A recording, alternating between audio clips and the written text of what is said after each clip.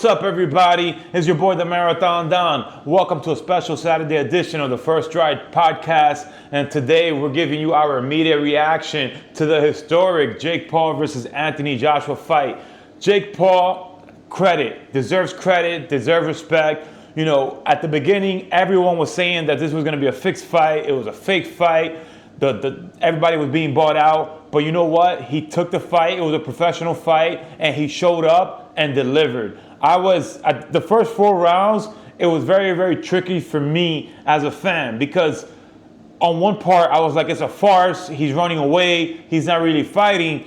But later on, he started trying to put punches together, and he actually looked and did better than Francis Ngannou, the former UFC heavyweight champion, against Anthony Joshua. So in theory, it was an excellent strategy. In real time, when I first watched the fight, I was like, this is a farce. Like, why does Anthony Joshua look like that? Like, he can't even, like, he looks like he's not even trying. But the reality is, against a moving target, against someone that's not even trying to engage, it's extremely hard to plant your feet and let your punches go. And once Jake Paul started, throwing those little jabs, even though it didn't seem like much, it was enough to really knock off Anthony Joshua's rhythm and not allow him to plant the feet the way that Francis Ngannou does. Against a traditional boxer, there's certain reads that allow you to set up your punches. Against someone like Jake Paul that was refusing to engage for the majority of the first 4 rounds, right? It was very hard for Anthony Joshua to get his punches together. So let's rewind a little bit. Jake Paul, you gotta give him credit for what he's done in the world of boxing. He completely disrupted the market, and I agree with his promotion when they say that he is the greatest boxing women's promoter ever, because what he's done for women's boxing has never been done before. To have women on his undercard doing 12 3-minute rounds is historic. What he's done for fighters like Amanda Serrano is something that, he's creating megastars out of women and allowed them to main event in MSG. So what he's been as an advocate for women's boxing, you cannot take that away from him. But this is a guy that became a millionaire off of YouTube, and then when he transitioned into fighting, it was like influencer boxing, and he had success. Like, he knocked out NBA stars. He was fighting washed up MMA legends that were completely credible, very popular in their sport. But these are guys that were past their prime. They retired from MMA, and he was able to catapult his popularity off their name and develop his own. And he made millions doing it. Like, at the highest level, he was fighting Nate Diaz. He beat Anderson Silva. And then he started targeting washed up fighters such as Julio Cesar Chavez. And the only young in his prime fighter that he took on was Tyson Fury. And he lost a very competitive decision. So you got to give it on to him, because he did something that he did not have to do at all. Like, he did not have to go the professional route and try to take on these bigger challenges. When he announced that he was fighting Gervonta, to me, it was just like, it's another gimmick. We got to understand that his popularity and his promotion got him the fight against Mike Tyson he's almost a senior citizen, technically, right? And guess what? It was the most watched fight in boxing history, streaming live on Netflix. The first ever boxing fight on Netflix. So he's making history based on his popularity and his ability to generate hype for the fights. And he's became a pretty good fighter. Like, I'd give him that. Like, he's knocked out a bunch of guys, and he has like this brawler style with a strong overhand right. So that was enough to make him millionaires, to get him the biggest fight in boxing history against Mike Tyson on Netflix.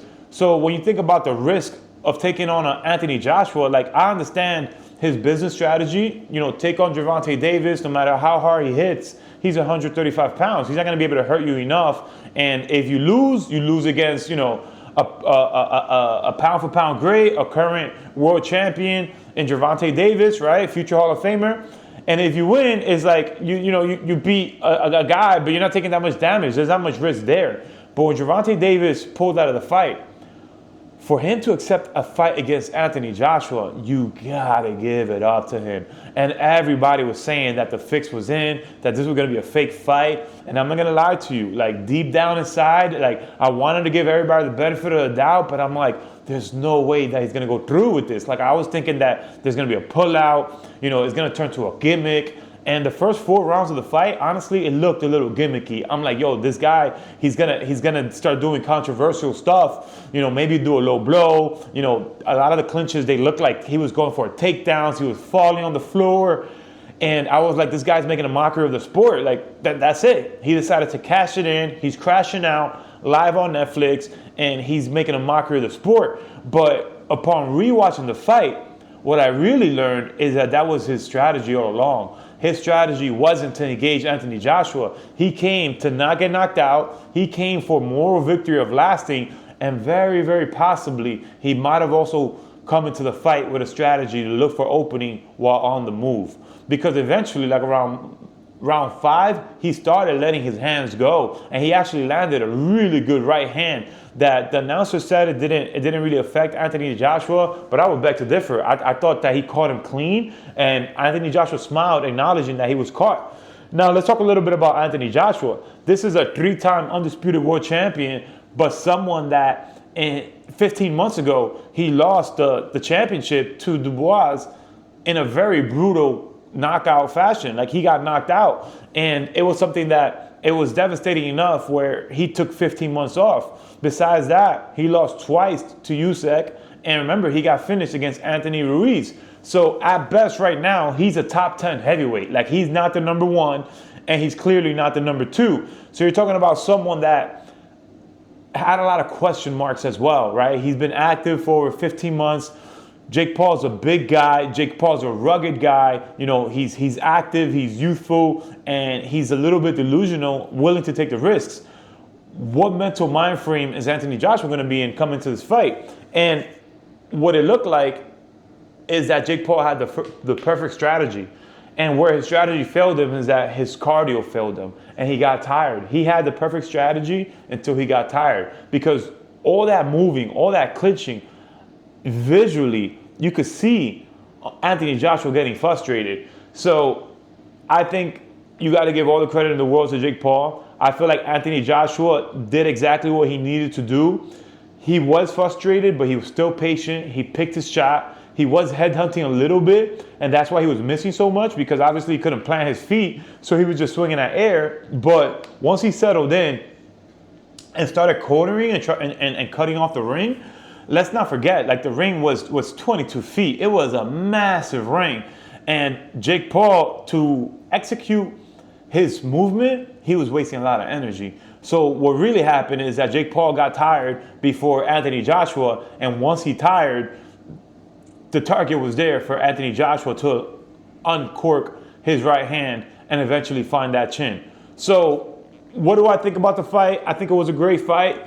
I think that watching it live, the first 4 rounds, it looked a little gimmicky because I didn't have an understanding of the strategy. I thought that Jake Paul was making a mockery of the sport. I thought he was going to look for a way out. There was a lot of funny looking clinches that is not normal. And Anthony Joshua looked a little gun shy, but you can rationalize that by saying that he was knocked out 15 months ago. So if he came into this fight a little gun shy, remember, people have questions about his chin. And the last thing he wants to do is get knocked out against someone like Anthony Joshua. Like, he'd become a meme right away, and his career is immediately over. So everyone, obviously for Jake Paul, he's taking the risk when it comes to health, right? Like, you're up in there against one of the greatest punchers in the heavyweight division of all time, and you don't want to get hurt.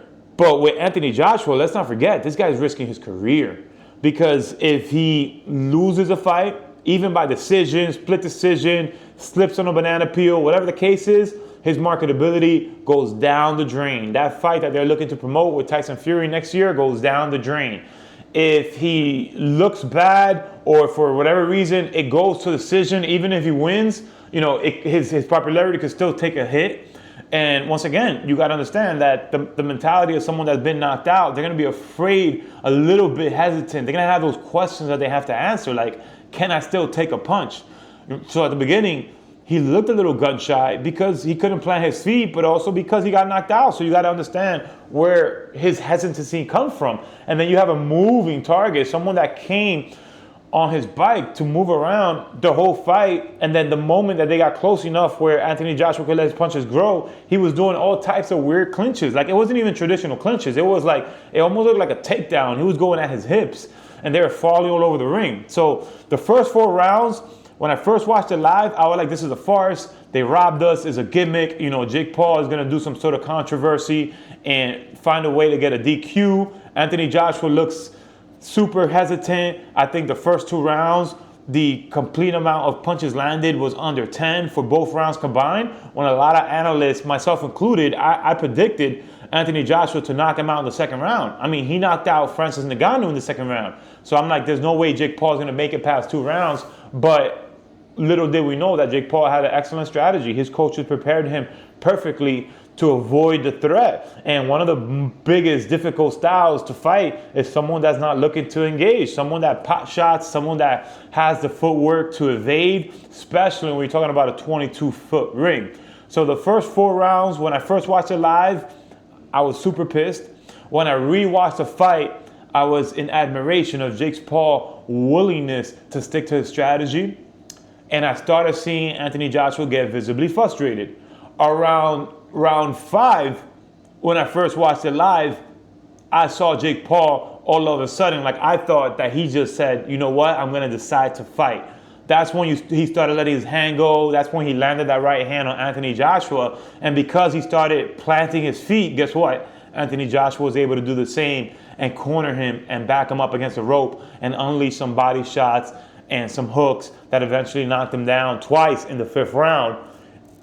When I rewatched the fight, I realized that what happened was Jake Paul got tired, and it looked like he had no other option. It's like he had his back against the wall. It was either let your punches go, basically go for the Hail Mary and try to get a knockout, or just like fend him off, or, I mean, you're going to risk basically a TKO by exhaustion. So that's what really happened. His strategy was perfect until he got tired. And around the 6th round, I mean, he was flapping all over the ring. His gas tank was on 0. Anthony Joshua looked poised, calculated, and he was just ready. He was frustrated. So the moment he had the opportunity to let his hand go, he did just that. And eventually he landed a crippling right hand right on the chin, right on the button, and put Jake Paul away. It was a brutal knockout. You know, he broke his jaw in 2 different places. Shout out to Jake Paul. What a tremendous shin. Did not lose conscious at all. You know, he got back up twice for the first 2 knockdowns,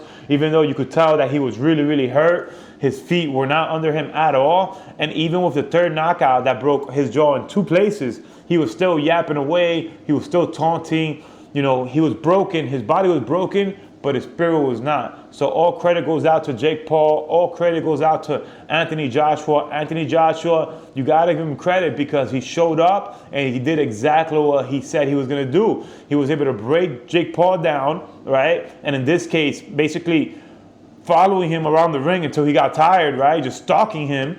And eventually when he was able to get his hands on his prey, he put him out, right? So where do they go from here? I mean, for Anthony Joshua, this is exactly what he needed. It was a tune-up fight to set up big fights. He needed to shake off the ring rust. 15 months is a long time. We have no idea what he was doing in 15 months. He could have been eating, vacationing.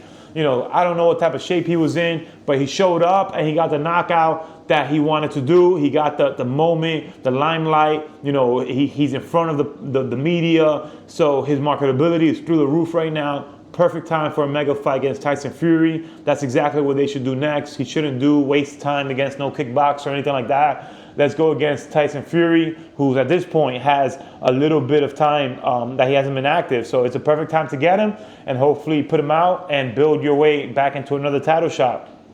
For Jake Paul, I think that he answered a lot of questions. I think that everybody that thought that he was making a mockery of the sport owes him an apology. We need to respect his place in the boxing world. I think that for someone like him, just keep doing what you're doing, you know, keep going for these larger than life moments, these big fights. You're getting everybody to tune in.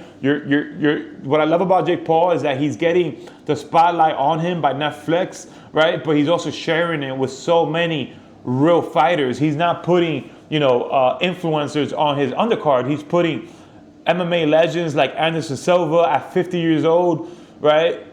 which is inspiring to so many people around the world, and that he's putting amazing women boxers, other pro fighters, former Olympians, and giving them the opportunity to shine on a mega stage like Netflix. So big shout out to him. I think what's next for him, he should look into fighting Canelo. I think, why not, right? At this point, Canelo does not hit harder than Anthony Joshua.